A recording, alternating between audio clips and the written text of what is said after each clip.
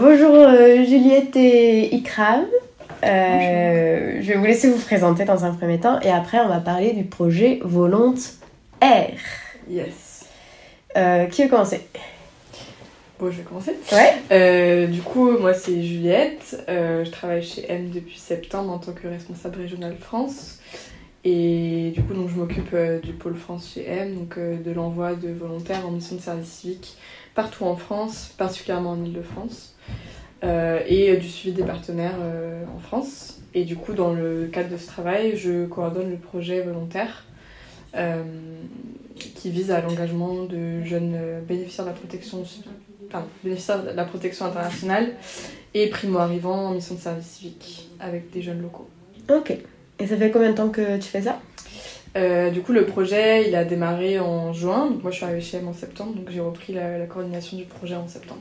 D'accord, ah oui. Donc depuis quelques mois déjà, ça passe vite. C'est ça. Ouais. Et du coup, là, on arrive bientôt à la fin de la première année du projet. Parce que c'est sur un an, donc de juin à juin. De juin au 31 mai. Ok, donc, ah oui, donc c'est vraiment à la fin de la semaine, quoi. Ouais, exactement. Et Ikram, tu veux te présenter? Oui, bien sûr. Moi, je m'appelle Ikram. Du coup, je suis en service civique chez M depuis novembre 2022. Et je travaille depuis à peu près 2 mois en appui à Juliette. Avant, j'étais sur le pôle international et maintenant, là, je suis passée chez le pôle France à temps plein, quoi.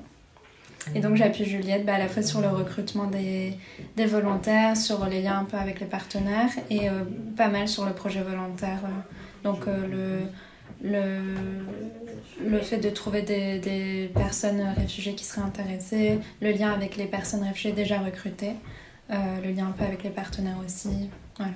Donc aujourd'hui, en fait, pour être concret, le projet volontaire, c'est engager des jeunes au statut réfugié, ou primo-arrivants ou bénéficiaires de la protection internationale en mission de service civique en France. C'est ça, particulièrement en Île-de-France. D'accord. Le projet, on le déploie pour cette première année et l'année prochaine, normalement, si on continue, spécifiquement en Île-de-France. Et le but, c'est que ce soit une mission en binôme, donc c'est toujours par 2 minimum, avec des jeunes locaux, pour favoriser la création de liens, que ce soit des liens professionnels ou des liens plus personnels, et favoriser l'autonomie des personnes dans leur mission, au cours de la mission, l'apprentissage à 2, pour qu'ils puissent se soutenir l'un avec l'autre. Ok, donc c'est vous qui formez les binômes ou alors c'est les binômes viennent ensemble? Comment ça fonctionne? Du coup, c'est plutôt par rapport... donc pour les personnes locales, on lance le recrutement traditionnel sur le site du service civique, sur le site de M, sur les réseaux sociaux. Donc c'est plutôt qui se présente et qui est sélectionné par les partenaires. Donc bien sûr, le recrutement, on essaye de le rendre inclusif au maximum, de ne pas faire de distinction en fonction des expériences ou des diplômes. Donc c'est accessible à tout jeune. Local, ça peut vouloir dire peut-être un jeune qui est étranger mais qui habite en France depuis plus longtemps et qui a une meilleure connaissance de la langue, etc., du contexte local. Et pour le public bénéficiaire de la protection internationale, donc je vais dire BPI pour la suite de l'épisode, mais pour les BPI et les primo-arrivants, donc on a fait un gros travail avec Ikram de prospection de milieu associatif, du système associatif en lien avec la migration en Île-de-France. Donc on a été au contact d'énormément d'associations, d'institutions, de travailleurs sociaux, qu'on a allé démarcher pour leur parler du projet. On a été à beaucoup d'événements aussi pour parler du projet, de chercher du service civique aussi, parce qu'il y a beaucoup de gens qui ne connaissent pas en fait. Ouais. Et ils ne savent pas surtout que c'est accessible à des étrangers qui sont arrivés en France récemment, même s'ils n'ont pas un niveau de langue parfait. Nous, évidemment, on les engage. On rend l'émission accessible au maximum. Du coup, on a fait ce travail de prospection, d'information, de sensibilisation. Et après, c'est les travailleurs sociaux, les associations qui nous orientent des personnes, des profils qu'ils ont. Ou alors des jeunes qui nous contactent directement, qui ont pu avoir notre information via une newsletter ou via leurs travailleurs sociaux, et qui prennent contact avec nous. Puis il y a un peu les deux, soit une orientation, soit eux, ils nous contactent directement. Et là, aujourd'hui, il y a combien de jeunes engagés du coup, en mission de service civique que vous avez pu contacter? Donc l'objectif du projet, c'était d'avoir 10 binômes, donc 20 personnes en tout, 10 locaux et 10 personnes réfugiées ou BPI, au primo-arrivant en mission de service civique. Et là, du coup, on a réussi à engager 8 personnes BPI avec 8 personnes locales ou françaises. Donc on a presque atteint l'objectif pour cette première année. Après, on a diffusé l'information bien au-delà de ces 8 personnes.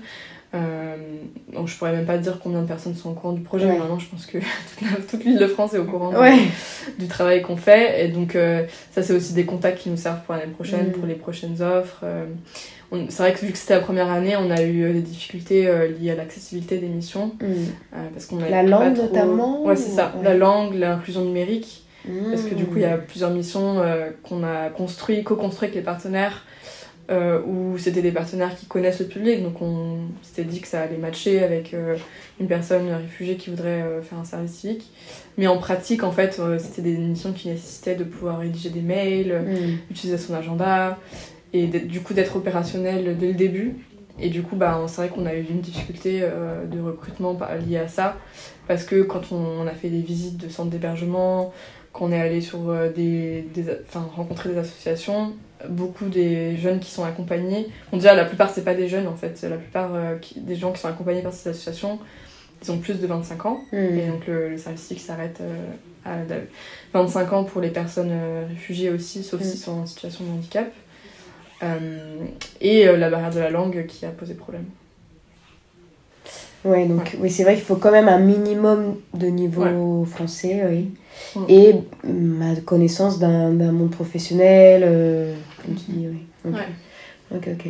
Mais après, du coup, on a essayé de combler cette difficulté que du coup, Enfin, la première phase du projet, ça a été la création du missions, réseau, de missions. Bon, déjà, on devait avoir 20 postes du coup en tout, donc 10 binômes ouverts. Et en fait, la France, on a ouvert le pôle France il y a à peine 2 ans, même pas. Donc c'est vrai que première année sur ce projet, on n'a que 3-4 missions quand on arrive qui sont accessibles. Donc on a dû déjà contacter des assos pour voir s'ils étaient prêts à accueillir des personnes réfugiées, co-construire avec eux la mission.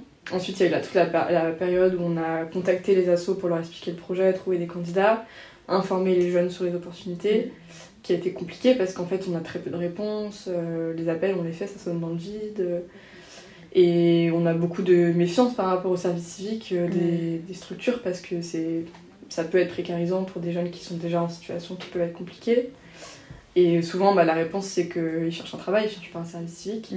Donc nous, on essaie évidemment d'expliquer que c'est compatible avec un emploi, avec des études, c'est compatible avec des cours de français. Donc ça peut être une opportunité d'engagement, d'insertion en parallèle d'autres choses. Donc il y a tout ce travail d'information, de sensibilisation. Et ensuite, la partie recrutement en sens propre du terme, de faire des contrats. Et ensuite, la partie suivi des jeunes qui sont en mission. Ouais, c'est tentaculaire comme... Ouais, c'est ça. Pour 1 an, c'est beaucoup d'étapes du projet.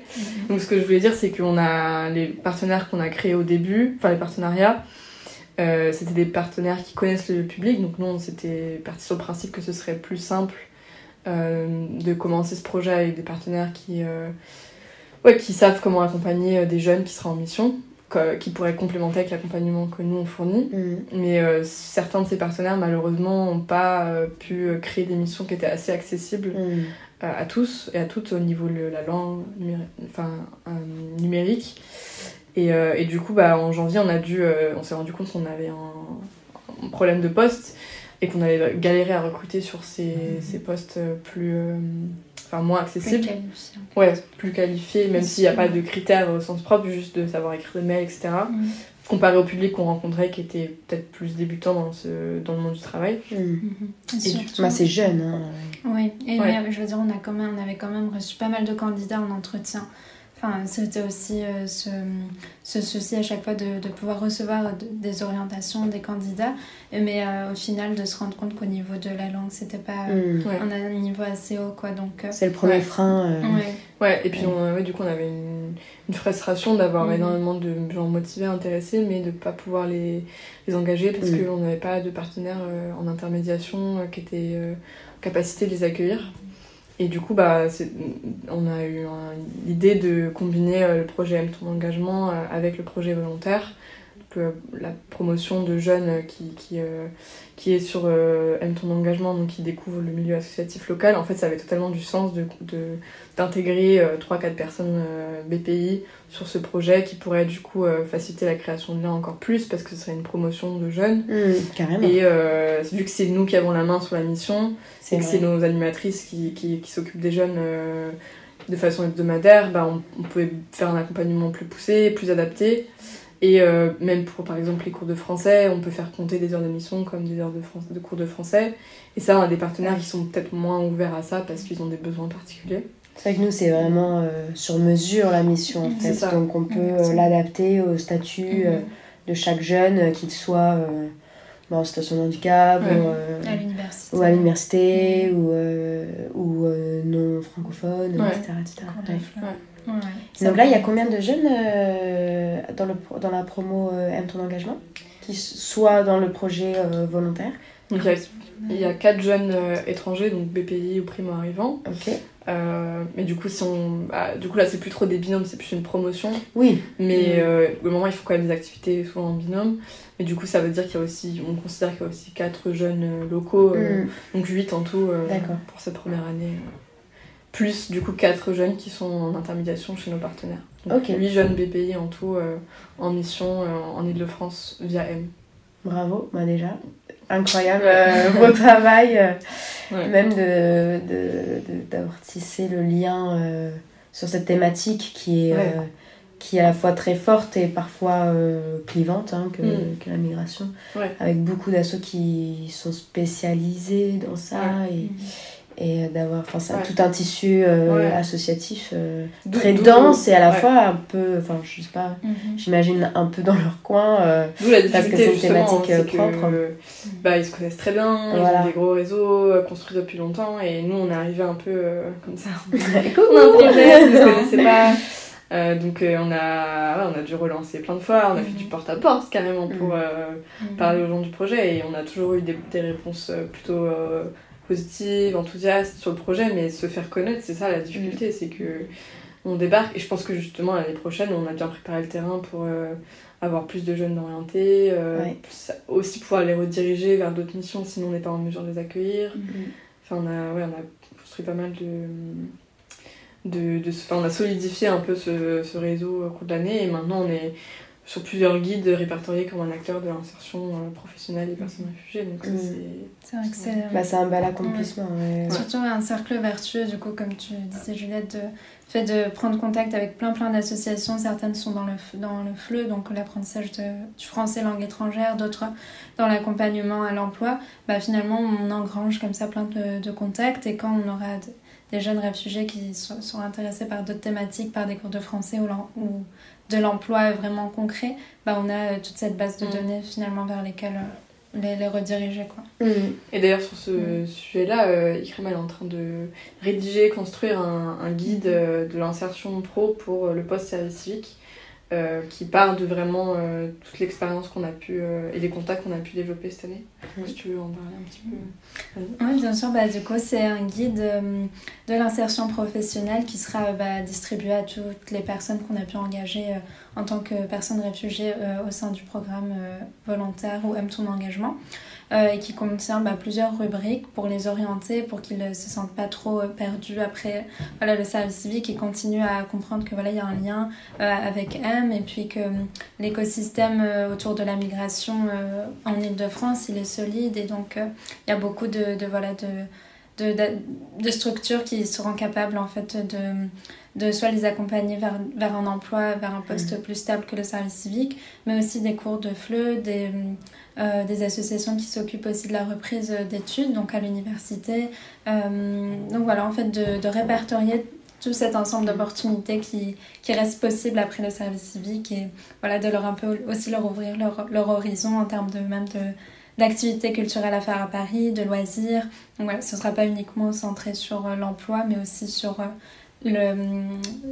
l'intégration en fait au sens général.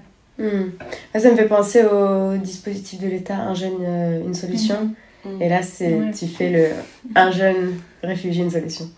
Et effectivement, d'avoir un livrable comme ça, c'est top, parce qu'il y a un suivi au cours de la mission de service civique, mais c'est important aussi la durabilité de l'engagement. Et nous, c'est ce qu'on prône, même chez Tout M, que ça continue après la mission, donc c'est top. Et pour le coup, ça existe déjà des guides qui répertorient toutes les assos, mais là, c'est vraiment un guide qui sera basé sur des contacts qu'on a pu avoir... que des associations que nous on recommande de notre expérience parce qu'on est rentré en contact, on a compris leur projet, on a discuté avec eux et qui connaissent aussi du coup le service civique. Donc ce sera pas une liste exhaustive, ce sera vraiment même Ikram, la façon dont elle rédige, c'est plus nous de notre expérience, des petits conseils, etc. Donc, voilà. Trop cool, ma hâte de lire ça. Et oui, on aurait dû commencer par là, mais est-ce que vous pouvez définir le terme statut réfugié, parce que je pense que c'est un mot qu'on utilise un peu comme ça, mais en fait il y a un vrai statut qui est derrière. Parce que tu disais BPI, donc bénéficiaire de la protection internationale, et primo-arrivant, c'est pas des mots qu'on entend en fait tous les jours. On aurait dû commencer par là, n'est-ce pas? Du coup, je sais pas si tu as des petites définitions. Donc en fait, bénéficiaire de la protection internationale, c'est un terme assez large qui en gros... incorpore deux formes de protection par l'asile. Donc l'asile, c'est la protection qui est accordée par un État à un étranger qui risque ou est à risque déjà d'être persécuté dans son pays. Donc il y a deux formes de protection internationale. Donc, la première, c'est le statut de réfugié. La deuxième, c'est la protection subsidiaire. La distinction, c'est que le statut de réfugié, il y a très peu de distinction au final en termes de droit quand on a ce statut. Mais une personne réfugiée, c'est, la définition, c'est un étranger persécuté dans son pays et qui ne peut ou ne veut pas se réclamer de la protection de ce pays. Il doit s'agir de persécutions fondées sur la race, la religion, la nationalité, l'appartenance à un certain groupe social ou sur les opinions politiques. Et ça peut aussi être un étranger qui est persécuté dans son pays en raison de son action en faveur de la liberté. Voilà. Qui définit qui est réfugié, qui est en asile ou qui ne l'est pas? Par exemple, moi, demain, je peux dire oui, je me sens persécutée. C'est pas pour autant que je suis réfugiée ou en asile. Qui va définir ça? Donc cette définition, c'est la Convention de Genève de 1951 qui l'a mise qui l'a inventé, qui l'a créé. Et ensuite, en fait, il y a tout un parcours très très compliqué, administratif, juridique en France quand on arrive et qu'on demande l'asile. On devient un demandeur d'asile d'abord, donc on est protégé en tant que demandeur d'asile pendant une certaine période. Et ensuite, il y a tout un parcours qui est très long à détailler, que je ne connais pas assez bien pour le raconter comme ça, mais en fait, faire une demande auprès de l'État d'avoir cet asile. Ensuite, il y a des entretiens avec différents représentants de l'État pour déterminer si notre demande d'asile est bien justifiable ou pas. Et il y a des preuves à fournir, il y a des sessions d'entretien, il y a des avocats qui sont impliqués. Enfin, c'est un parcours qui peut durer plusieurs années. D'où d'ailleurs une des barrières qu'on a pu avoir dans le projet, c'est qu'on a eu du mal à trouver des jeunes qui avaient déjà ce statut. Oui, rien que le statut-là est difficile à obtenir. Le droit avant de travail, les 25 ans en plus. Ce statut, il ouvre le droit de travail parce qu'avant, quand on est demandeur d'asile, on n'a pas le droit de travail. Donc c'est qu'à partir du moment où on obtient ce statut qu'on peut prétendre au service civique.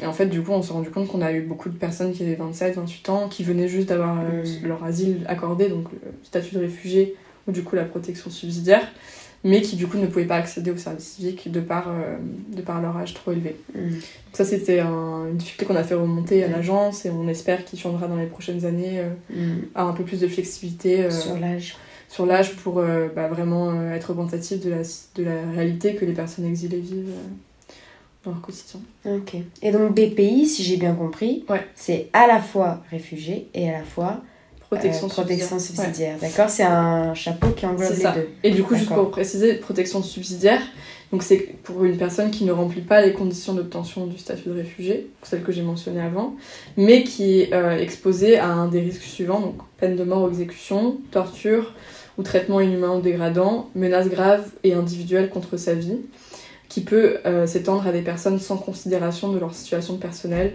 et résultant d'une situation de conflit armé interne ou international. Donc par exemple une situation de guerre dans un pays qui touche pas sa personne parce que, je sais pas, parce que je suis homosexuelle que je suis persécutée, mais parce que y a la guerre dans mon pays, donc tout le pays est menacé. Là, tu peux prétendre au statut de protection subsidiaire. D'accord. Mais au final, ça confère les mêmes droits en France. Okay. Donc en fait, c'est pour ça qu'on utilise le terme BPI, bénéficiaire de la protection, parce que ça rassemble les deux statuts sans distinction. Par contre, il y a une distinction du coup avec le terme primo-arrivant. Ouais. Primo-arrivant, c'est encore plus inclusif parce que ça inclut aussi les BPI. Mais nous, de la façon dont on l'utilise pour l'agence du service civique, c'est toute personne qui est ressortissant d'un pays tiers à l'Union européenne, qui est titulaire depuis moins de 5 ans. Autre que l'Union européenne, c'est d'accord, ça. ok. Titulaire depuis moins de 5 ans d'un titre de séjour, délivré au titre de l'immigration familiale, professionnelle ou de la protection internationale. Donc BPI. Ok. Donc ça peut être par exemple une personne qui sont déjà en France par contre, depuis 5 ans, mais qui viennent d'un autre moins pays. De 5 ans. Depuis moins de 5 ans. En général, il y a la condition de plus de 1 an sur le territoire. Après, là, on rentre vraiment dans les détails. À voir en fonction aussi des nationalités. C'est super intéressant aussi. Il y a plein de statuts. En fait, c'est de la loi, c'est du droit. Et nous, du coup, on a eu aussi une phase où on a dû apprendre tout ça, comprendre comment ça marchait, reconnaître quand on nous donne des documents, savoir dire si la personne est éligible ou pas. C'est pas facile parce qu'on n'a pas de formation juridique. Mais, et puis en plus, il y a des conditions spécifiques données par l'agence. Donc par exemple, les étudiants étrangers, des personnes qui auraient un statut qui leur permet, par exemple, une personne marocaine qui vient en France avec un statut étudiant, ils sont pas considérés comme un primo-arrivant dans le projet volontaire. Okay. Donc ils peuvent accéder au service civique, c'est ouvert à eux, mais pas dans ce projet-là. C'est-à-dire que nous, quand on réserve des offres pour des personnes du projet volontaire, on doit exclure ces personnes-là qui ne rentrent pas dans les critères au vu de l'agence.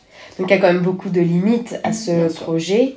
Est-ce que vous avez, tu le mentionnais un petit peu, mais la liberté de faire remonter ces limites à ce projet et espérer qu'il y ait des aménagements pour les rééditions prochaines Oui, après, ce projet, il existe depuis 5 ans et je pense que nous, ça nous a pris peut-être 2-3 mois de comprendre ces limitations et je pense que les organismes qui font qui travaillent sur ce projet depuis plusieurs années, ils l'ont fait remonter il y a bien longtemps. Donc je pense que les personnes qui sont en charge de lancer l'appel à projet, de le mettre en place, sont conscientes de ces limitations. Peut-être qu'il y a des raisons qui font que c'est pas ouvert à plus de personnes. Après, nous, là, on est en échange avec d'autres organismes qui font le projet pour s'échanger des bonnes pratiques, voir si on peut faire remonter collectivement ces difficultés. Après, c'est vrai qu'on a eu des échanges récemment avec, par exemple, la délégation interministérielle de l'accueil des personnes réfugiées qui est en partie en charge du projet pour leur faire remonter ça directement. Donc on a une écoute. Après, pas de garantie que ça va être mis en place. Et je crois que pour l'année prochaine, les critères seront déjà sortis, donc il n'y a pas eu de changement au niveau... Ok.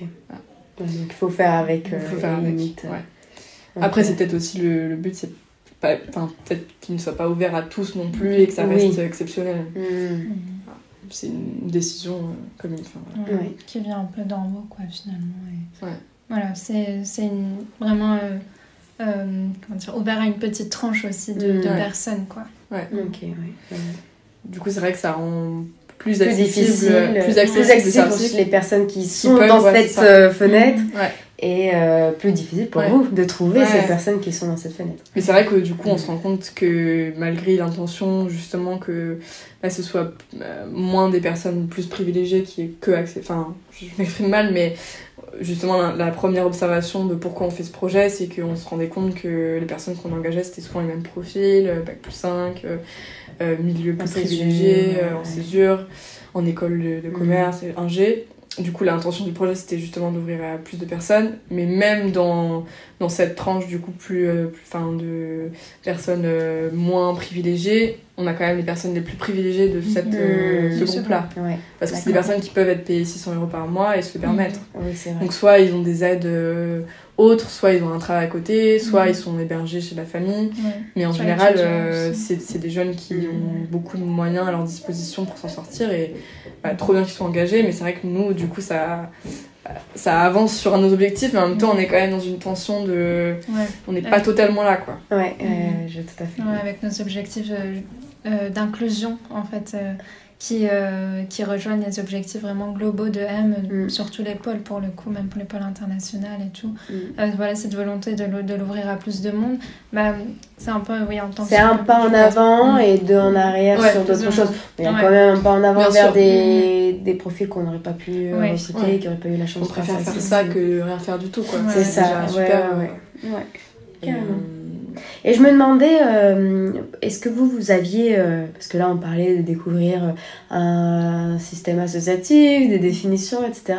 Est-ce que vous aviez déjà un pas dans cette thématique de la migration avant le projet ? Pour ma part, oui, un petit peu, de par déjà les études que je faisais en histoire du monde arabe, et aussi par une expérience de stage que j'avais fait à Beyrouth, au Liban, dans une ONG qui accueillait en fait des réfugiés syriens au Liban.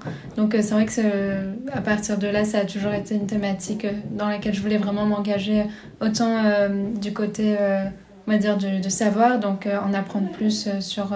par exemple le système du droit international, les systèmes d'accueil, mais aussi l'histoire des conflits qui pouvaient amener à ces vagues de migration, mais aussi professionnellement, avec vraiment aussi une volonté de m'engager à un niveau professionnel, du coup, dans des structures qui prenaient en charge ce type de public-là. Trop cool. Je savais même pas que tu avais envie de faire ça. On en apprend tous les jours. Et toi, Juliette ? Du coup, pour ma part, en fait, c'était en 2017 ou 2018. J'ai fait un service civique chez Action Emploi Réfugiés. Donc, j'avais pas du tout de connaissance du public, même de la thématique. Enfin, c'était pas du tout un truc qui m'intéressait particulièrement. Et je me suis retrouvée par hasard dans ce service civique. Et premier jour, déjà, je savais que j'allais plus en ressortir, quoi, parce que ça m'a tellement choquée, ouvert les yeux de découvrir le quotidien des personnes exilées en France. J'accompagnais des personnes réfugiées sur les démarches pour intégrer un cadre professionnel en France, donc le CV, l'aide de motivation. Donc j'ai passé beaucoup de temps individuellement avec des personnes à les aider à faire leur CV, donc à avoir leurs histoires de vie au final, et de les accompagner sur des difficultés qu'ils avaient au quotidien dans la recherche d'emploi, donc qui étaient aussi liées au logement, liées à tous les facteurs, la langue, etc. Donc effet déclencheur... totalement aspirée par ce sujet, j'étais vraiment obsédée de comprendre pourquoi ça fonctionne comme ça, pourquoi on a ce système-là. Et du coup, après, j'ai continué, j'ai fait mon mémoire de recherche là-dessus pour la fac. Ensuite, j'ai fait un master en migration. Je fais beaucoup de bénévolat à côté dans des assos en lien avec ça, notamment une asso où je faisais du contenu militant pour les réseaux sur les questions migratoires. Donc aussi où j'apprenais beaucoup sur ce qui se passait dans l'actualité. Et après, du coup, ce master, j'avais vraiment besoin de revenir sur le terrain, d'être au contact de personnes, d'où pourquoi je me suis engagée auprès d'EM aussi, parce que ce projet me parlait beaucoup et envie de connaître des jeunes personnes réfugiées, de pouvoir les accompagner sur leur parcours en France et d'apprendre d'eux surtout. En fait, moi, ça a vraiment été... on a beaucoup, même dans les candidatures qu'on reçoit, de personnes qui disent qu'ils veulent apprendre aux gens, mais moi j'ai vraiment la sensation que ça a été l'effet contraire, où ça a changé ma vie de rencontrer des personnes qui m'ont inspirée, qui m'ont raconté leur parcours, et c'est ça je pense qui nous tient à cœur, c'est qu'on en parle beaucoup dans la politique, dans les médias. En fait, avoir une expérience sur le terrain, ça change tout, parce que tu découvres de tes propres yeux, tu fais une expérience humaine, des personnes dont on n'entend parler que dans les médias, quoi. Qui sont bien présentes au quotidien et qui ont leur propre expérience, quoi. C'est vrai que dans les médias, c'est une thématique qu'on entend énormément, encore plus aux périodes électorales, mais ça reste des mots en fait, et souvent des mots un peu valises, des mots, voilà, le mot réfugié, le mot camp et machin. Et c'est vrai que j'imagine l'expérience sur le terrain, c'est en fait une profondeur à ces mots qui change les perspectives, parce que c'est dur. Puis il y a toujours ce clivage, soit victimisation, soit criminalisation de la migration. Aussi, en fait, quand tu rencontres des gens, tu te rends compte que tu as d'autres types de gens, comme dans la société, comme des personnes locales. Enfin, on n'a pas un type de personne, et chacun a son histoire à raconter. Et la diversité des expériences vraiment personnelles, et de les prendre aussi comme personne, en fait. Et ce qui joue beaucoup, je pense, aussi dans notre expérience, c'est le fait d'être en partenariat avec des associations de notre coworking, qui est orienté sur la thématique de la migration, donc Singa, l'accueil, et des personnes incubées par l'association Singa qui du coup accompagnent des entrepreneurs issus de la migration. Et ça a vraiment, je pense, ça joue beaucoup dans notre apprentissage aussi parce qu'on travaille avec des salariés de ces associations qui sont eux-mêmes réfugiés, des incubés qui sont eux-mêmes réfugiés. Donc on a vraiment, je trouve, une vue d'ensemble d'une personne qui est en France depuis 10 ans, qui a créé son entreprise, sa start-up, donc qui est l'exemple d'une réussite. Des personnes qui arrivent dans l'association J'accueille, qui cherchent un logement, qui sont en situation de crise encore. Nous, on a des personnes jeunes qui veulent s'engager, donc qui sont dans une position plus stable. Enfin, on rencontre vraiment tout type de personnes dans ce coworking et je trouve que c'est vraiment super riche comme expérience. Ouais, je suis d'accord. Même en termes de langue, en termes... on fêtait le nouvel an perse. Ouais. Moi, j'ai appris ce que c'était il y a quelques mois parce que on l'a vu au coworking. C'est vrai que ça ouvre des perspectives, des choses qu'on voit pas dans les médias, justement. Ouais. Donc, clairement. Donc, trop chouette. Merci beaucoup pour ces partages. Du coup, le projet finit là à la fin du mois. Ouais. On espère le renouveler pour l'année prochaine, c'est ça ? Ouais. Donc dans tous les cas, même si je pense que même si on n'a pas on n'est pas lauréat de l'appel à projet l'année prochaine, nous on a quand même une intention du coup de garder le service civique accessible à tous et à toutes. Donc évidemment, si vous avez un statut lié à l'immigration, n'hésitez pas à postuler, même si on n'a pas ce projet, parce qu'on sera toujours ouvert à engager des personnes réfugiées ou primo-arrivants en dehors du projet. C'est juste que là, du coup, avec le financement, on réserve des places spécifiquement pour ce public, mais bien sûr qu'on est toujours ouvert à ce public en dehors du projet. Merci beaucoup Juliette Ekram. Merci à toi. Et à très vite pour peut-être un nouvel épisode sur le volontaire 2024. 2024, ouais. Ouais, carrément. Merci. Merci.